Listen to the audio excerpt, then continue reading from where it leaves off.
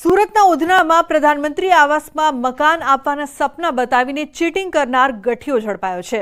લોકોના 12.60 લાખ રૂપિયા પડાવનારને પોલીસે ઝડપી પાડ્યો છે। આરોપીએ ઉધના 3 રસ્તા પાસે બશી કોલોનીમાં ઓફિસ ખોલી હતી। ઈસમ શ્રમજીવી લોકોને ટાર્ગેટ કરતો હતો। યુવક ખાસ કરીને પરપ્રાંતિયોને ફસાવતો પકડાયેલ શખ્સે 79 લોકો પાસેથી 12.60 લાખ પડાવ્યા હતા। ઉધના પોલીસે ફરાર આરોપીને ઝડપી પાડ્યો છે।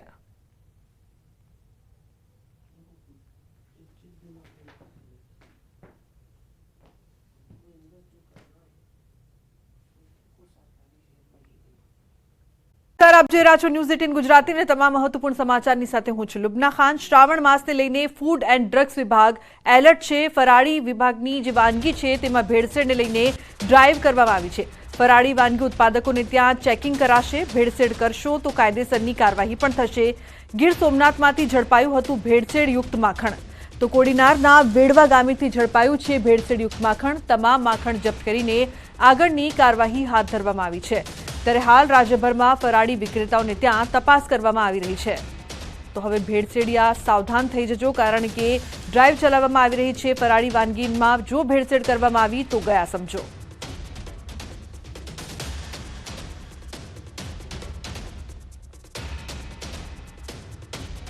ફરાળી વાનગીમાં કોઈ ભેળસેળ કરીને રાજ્યના નાગરિકોની ધાર્મિક લાગણી ન દુભાવે અને ભેળસેળવાળો ખોરાક ન આપે એના માટે દર વર્ષની જેમ આ વર્ષે પણ એની ડ્રાઈવ આપવામાં આવેલી છે। જ્યાં ફરાળી મોટાપાયે ઉત્પાદન થતું હોય, ફરાળી લોટ હોય, ફરાળી વસ્તુ હોય, તો એ ફેક્ટરીની તપાસ કરવાની દરેક રાજ્યના દરેક જિલ્લાના ડીઓને સૂચના આપવામાં આવેલી છે। અને જ્યાં મોટું આઉટલેટ હોય ત્યાં પણ એની તપાસ કરી સૂચના આપે છે। સામાન્ય રીતે આ તહેવાર દરમિયાન કોઈક ફરાળી લોટની અંદર બીજા આપણે ઘઉંના લોટ કે બીજા લોટ ભેળવીને આર્થિક લાભ લેવાની કોશિશ કરતા હોઈએ, એવું ન બને એના માટે આપણે એક આગોતરું આયોજન કરેલું છે।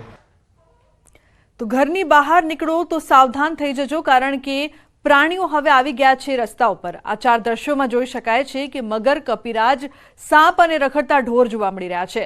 અંકલેશ્વરના કોસંબડી રુદ્રાક્ષ રેસિડેન્સીમાં બૂટમાં ઝેરી સાપ દેખાતા ફફડાટ ફેલાયો। તો કોસંબડી ગામના રુદ્રાક્ષ રેસિડેન્સીમાં રહેતા એક વ્યક્તિ બહાર જવા નીકળ્યો અને પોતાના જૂતા પહેરવા માટે પગ નાખતા જ અંદર ખૂંખાર અને ઝેરી કોબરા સાપ સંતાયેલો હતો।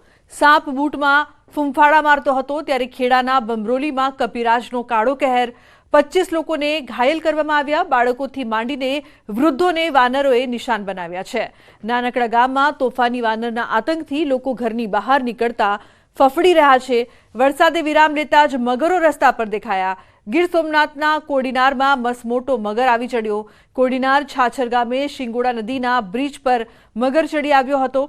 તો મગર બ્રિજ પર રાત્રે લટાર મારતો જોવા મળ્યો। દાહોદમાં 2 સ્થળોએ રખડતા ઢોરે આતંક મચાવ્યો છે। દાહોદમાં રખડતા પશુએ ટીઆરબી જવાનને અડફેટે લીધો। ફરજ પરના ટીઆરબી જવાનને રખડતા પશુએ અડફેટે લેતા જવાન ઘાયલ થયો। તો અરવલ્લીના મોડાસામાંથી ઝડપાયેલ કથિત બોગસ સિંચાઈ કચેરીની તપાસ પૂર્ણ। ડીપીઈઓની અધ્યક્ષતામાં રચાયેલી 5 સભ્યોની તપાસ સમિતિએ બંધ કવરમાં સોંપ્યો છે અહેવાલ। 2 માસ સુધી સમિતિએ સઘન તપાસ કર્યા બાદ ડીડીઓને સોંપ્યો છે અહેવાલ। તપાસ નિષ્પક્ષ અને સચોટ કરવામાં આવી તેના પર રહેશે નજર। 22 મેએ બાયડના ધારાસભ્ય ધવલસિંહ ઝાલાએ નકલી કચેરીનો પર્દાફાશ કર્યો હતો। તો નકલી કચેરીમાંથી સરકારી સિક્કા સહિત દસ્તાવેજ કરાયા હતા જપ્ત। કચેરીમાંથી મળી આવ્યા હતા વર્તમાન ભૂતપૂર્વ અધિકારી સહિત 5 લોકો।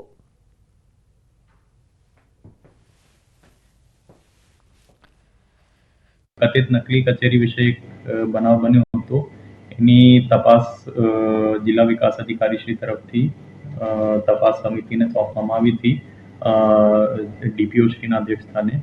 અને આ તપાસ સમિતિની રિપોર્ટ અમને મળેલ છે, જે રિપોર્ટ અમે સરકારશ્રીમાં જમા કરાવેલ છે અને અત્રેથી બહુ સારી રીતે ઊંડાણપૂર્વક તપાસ કરવામાં આવેલ છે। તો મહીસાગર જિલ્લાના લુણાવાડા તાલુકામાં નકલી દસ્તાવેજ બનાવી સંચાલક બની બેઠા હોવાનું કૌભાંડ સામે આવ્યું છે। મધવાસ ગામમાં નકલી ઓળખપત્ર અને અન્ય ડોક્યુમેન્ટ્સ બનાવીને એક મહિલા સરકાર માન્ય વ્યાજબી ભાવની દુકાનના સંચાલક બની ગયા। ગામની સરકાર માની દુકાનના સંચાલકનું 1 વર્ષ પહેલા નિધન થતા લીંબોદરા ગામના સંજય પગીને ચાર્જ સોંપાયો હતો। ગ્રામજનોનો આરોપ છે કે તેમના ગામમાં અન્ય ગામના મહિલાએ ખોટી રીતે દુકાન સંચાલક તરીકે પરવાનો મેળવી લીધો છે। વરઘરી ગામમાં રહેતા રશીદાબેન દાવલ લુણાવાડાના રહેવાસી છે, તેમ છતાં મધવાસ ગામમાં રહેતા હોવાના ખોટા સરકારી ડોક્યુમેન્ટ્સ બનાવ્યા હોવાનો ગ્રામજનોએ આક્ષેપ કર્યો છે. આધાર કાર્ડ, ચૂંટણી કાર્ડ, રાશન કાર્ડ, મકાનનું ભાડા કરાર, દૂધ ડેરીની ખોટી આકરણી સહિતના તમામ ડોક્યુમેન્ટ્સ નકલી બનાવીને રજૂ કરાયાનો દાવો છે. ગ્રામજનોનો આક્ષેપ છે કે મામલતદાર, પ્રાંત અધિકારી, પુરવઠા અધિકારીને જાણ હોવા છતાં તેમને છાવરી રહ્યા છે. આ મામલે કલેક્ટરને તમામ પુરાવા સાથે રજૂઆત કરતા કૌભાંડનો ખુલાસો થયો છે. જિલ્લા કલેક્ટરે તપાસના આદેશ આપીને 7 દિવસમાં કાર્યવાહી કરવાની સૂચના આપી છે.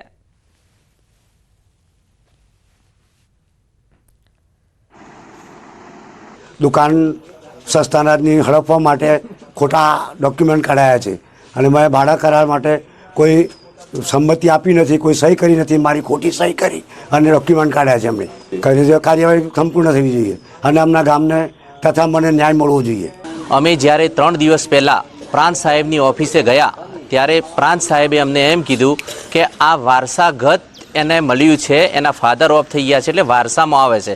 પણ વારસામાં કેવી રીતે આવે છે કે જો વારસામાં મળતું હોય તો એને ખોટા પુરાવા ઊભા કરવાની ક્યાં જરૂર છે? સરકારીના રેકોર્ડમાં ચેડા કરવાની ક્યાં જરૂર હતી? એમણે આધાર કાર્ડ ખોટું બનાવી, ચૂંટણી કાર્ડ ખોટું બનાવી અને આ કામ કર્યું છે. આની ઉપર કાયદેસરની કાર્યવાહી થઈ જોઈએ અને આ જે દુકાન છે તે અમારા ગામના કોઈ પણ સ્થાનિકને મળવી જોઈએ એવો અમારો ગામ લોકોનો अभिप्राय है. पर ऐसा बाद में हमें पता चला कि ये जो है इनका एड्रेस है वो एड्रेस में ही जो एड्रेस प्रूफ दिए हैं डॉक्यूमेंट्स में उसमें ही प्रॉब्लम है. तो ये मुझे पता चलने के बाद मैंने उन पर एक्शन लेने के बाद वो खुद ही आके उन्होंने राजीनामा दिया है अभी, और हाल पूरता ये राजीनामा जल्दी से जल्दी मंजूर हो जाएगा. पर इसमें तपास होएगा. 7 दिन में तपास का हम रिपोर्ट पहुंचा देंगे कलेक्टर मैडम के पास, और उसके बाद इन पर जो कुछ भी है, जो कर्मचारी है जिन्होंने ये एड्रेस प्रूफ तैयार करने में मदद की, उन पर एक्शन, लीगल एक्शन लिया जाएगा.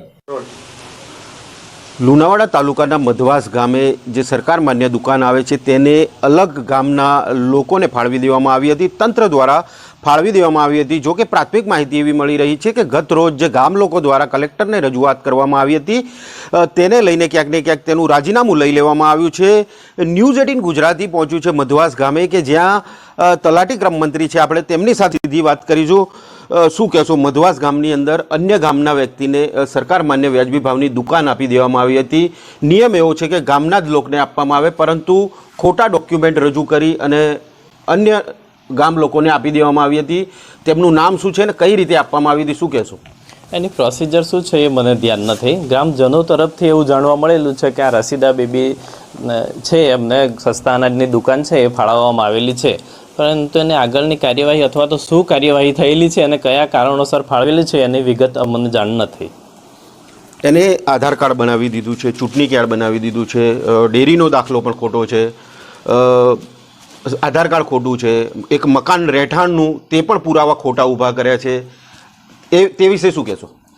ખોટા પુરાવા બાબતે પંચાયત કચેરીને હજુ સુધી કોઈ પણ માહિતી મળેલી નથી. ગ્રામજનોનું કહેવું છે કે ખોટા પુરાવા ઊભા કર્યા છે, પરંતુ પંચાયત કચેરીને ઓફિશિયલી એવી કોઈ પણ પ્રકારની માહિતી પ્રાપ્ત છે નહીં. ચૂંટણી કાર્ડ આપને ધ્યાને આવ્યું હશે, ગામ લોકોએ તમને બતાવ્યું હશે કે ચૂંટણી કાર્ડ પણ મધવાસ ગામનું બની ગયું છે, રસીદાબેનનું દાવલનું. એ શું વિગત છે? હા, ચૂંટણી કાર્ડ બનેલું છે એવું ગ્રામજનોએ જણાવ્યું છે, અને યાદી મેં ઓનલાઈન જોઈ તેમાં પણ રસીદા બેબીનું ચૂંટણી કાર્ડ છે, પરંતુ કઈ રીતના બનેલું છે, ક્યારે બનાવવામાં આવેલું છે તેની વિગત અમને ખબર નથી. ગામ લોકો છે, આપણે તેમની સાથે વાત કરીશું. ગત રોજ તમે સમસ્ત ગામ લોકો કલેક્ટર સાહેબને રજૂઆત કરવા ગયા હતા, લેખિતમાં પ્રમાણપત્ર પણ આપ્યું હતું, રજૂઆત પણ કરી હતી. શું કીધું કલેક્ટર સાહેબે? શું કીધું? એ કલેક્ટર સાહેબે એવું કીધું કે અમે એની તપાસ કરીશું કે અમારા ગામનું, અમારા કાકાનું, પટેલ વીરાભાઈ મણીલાલનું ઘર નંબર 54 દર્શાવી અને ચૂંટણી કાર્ડ અને આધાર કાર્ડ એની અંદર ખોટો ઉપયોગ કરી ડોક્યુમેન્ટનો, અને જે કાઢવામાં આવ્યું છે એ આધાર કાર્ડ, ચૂંટણી કાર્ડ અને રેશન કાર્ડ ત્રણેયનો નાશ એને નાબૂદ કરવા જોઈએ. અને ખરેખર સરકારી તંત્રની મિલીભગતના કારણે આ ખોટા ડોક્યુમેન્ટનો ઉપયોગ કરી અને એ બનાવવામાં આવ્યું છે.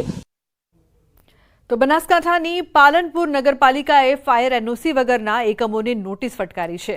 મોલ, હોસ્પિટલ, ધાર્મિક સ્થળો સહિતના 250 એકમોને નોટિસ ફટકારાઈ. પાલિકાના ફાયર વિભાગ દ્વારા સર્વે હાથ ધરાયો હતો.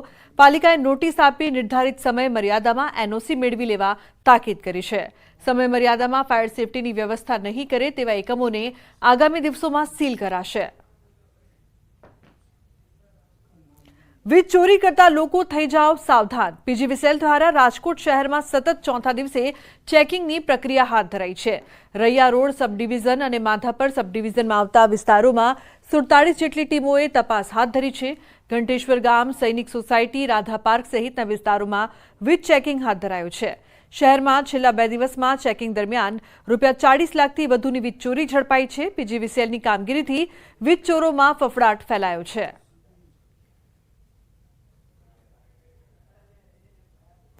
તો સુરતના પૂણા ગામમાં ગટરના પાણી ઉભરાતા સ્થાનિકોએ અનોખી રીતે વિરોધ કર્યો છે.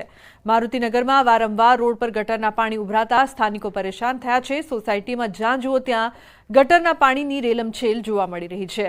ત્યારે સ્થાનિકોએ ભાજપ અને આપના ઝંડા અને પોસ્ટરો સાથે વિરોધ નોંધાવ્યો. ગટરના પાણીથી સોસાયટીમાં અનેક જગ્યાએ પાણીજન્ય અને મચ્છરજન્ય રોગચાળો ફાટી નીકળ્યો છે. સ્થાનિકોએ કહ્યું છે કે તંત્રને વારંવાર રજૂઆત કરવા છતાં કોઈ નિરાકરણ નથી આવતું.